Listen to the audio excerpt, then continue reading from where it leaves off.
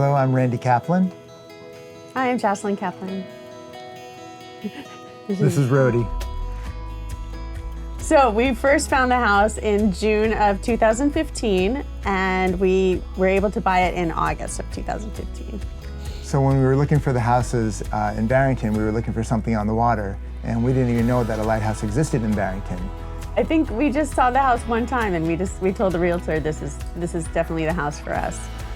So the lighthouse was originally built in 1828, and there was a two-room lighthouse keeper house as well. 1838, there was a large storm that did damage the original lighthouse. It undermined the base, and the seawall was damaged as well. The original lighthouse had to be rebuilt in the early 1840s. So this lighthouse really is from the 1840, but the lighthouse keeper house is from the 1828 time.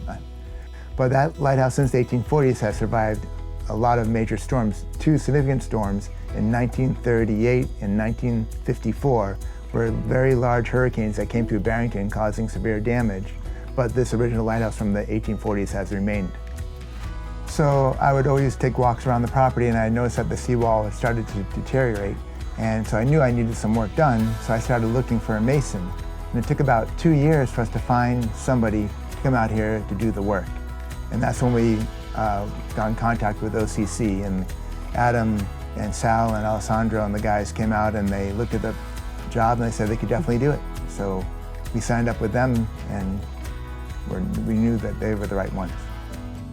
We've seen some pretty significant storms here, Jocelyn more than I, of course, but we've seen, there was a tornado the day that they left. Thank goodness the wall had already been done, but we've seen many a storm here where the water's come up onto our property, and we knew that that wall was an important part of our property and needed to be repaired and fixed. The storms have been, dark clouds in the middle of the afternoon, thunder, lightning, high waves. In the past couple years, it's been the most significant, strongest waves. Yeah, I would say, 5 to 8 feet. I don't think I've ever seen higher than that, but we've seen waves onto the top of the rock wall for sure. Yeah. So, and that's been a couple times. There's a shipping lane there, so we definitely see oil tankers, we see auto tankers, where the auto tanker is probably the biggest ships that we see. And you have the wake from them, actually pretty big wakes coming up against our wall from those ships as well. I thought they were going to have to bring a barge in because of a lot of the work that had to be done with the wall, but they had their excavator here, and they were able to do it all with their excavator and a lot of sweat and hard work.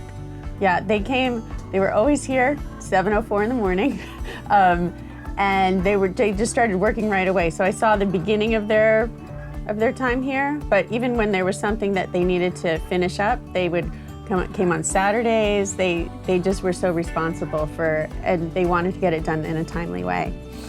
I was here every day that they were here, and the whole team would be there working, getting their hands dirty.